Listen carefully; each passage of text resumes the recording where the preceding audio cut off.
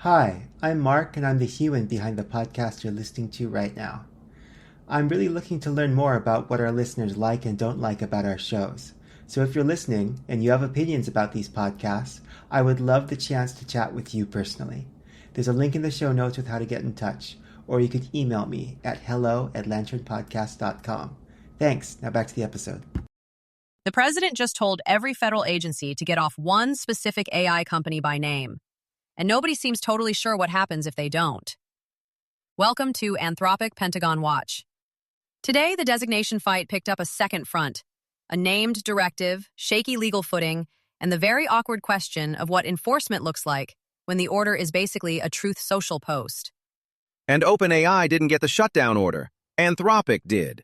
That stopped being a procurement footnote about 30 seconds ago. We'll break down what the Step Back segment actually cleared up today. Authority question? Sort of yes. Enforcement gap? Still huge. And what Anthropic's lawyers now have to deal with as evidence. From Monterey Birding Adventures. Shortly after, Defense Secretary Pete Hegseth labeled Anthropic a supply chain risk to national security, a designation typically reserved for foreign adversaries. This move could severely jeopardize Anthropic's partnerships and future business prospects. Hegseth wrote on X, "America's warfighters will never be held hostage by the ideological whims of big tech."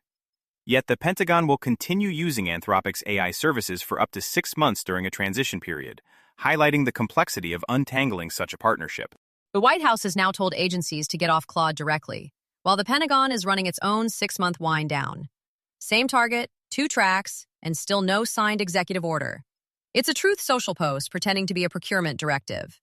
Trump called them left-wing nut jobs on Truth Social, and Hegseth called them a supply chain risk. Those are 2 different legal theories landing in the same hour, and Anthropic's lawyers just got a very clean exhibit. The government's own public record showing they refused the Pentagon's ethics ask and then got banned by name. The enforcement gap is the whole question now. If this lives in a Truth Social post instead of a signed order or a formal FAR deviation, the same routing around that let agencies use Claude for Iran work while the 41 USC designation was active could apply again. Except now the White House has noticed and escalated, which tells you the first mechanism didn't hold.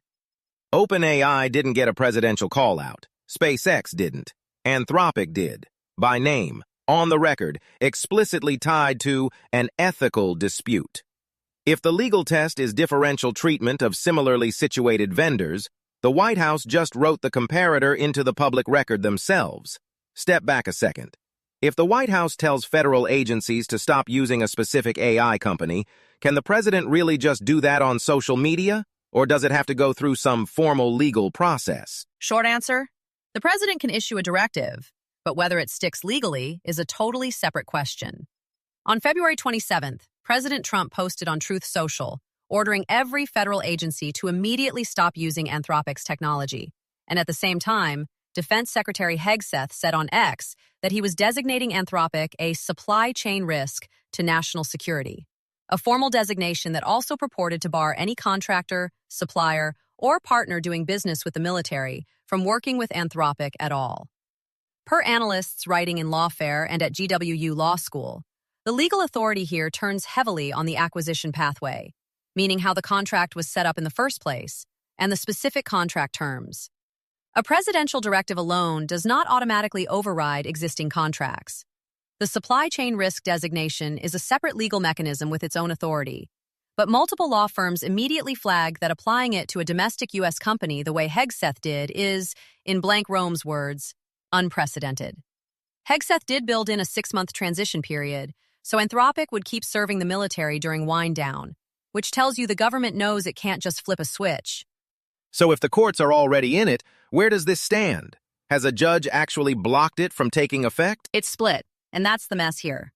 A federal court, apparently the Northern District of California, issued an injunction in late March blocking the ban on government contractors, per reporting from early April.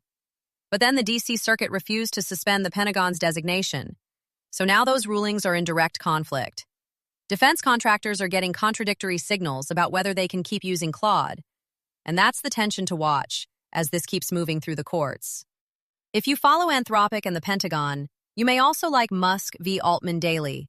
Daily Court Watch on Elon Musk's trial against Sam Altman, OpenAI, and Microsoft, covering testimony, exhibits, and the AGI governance fight.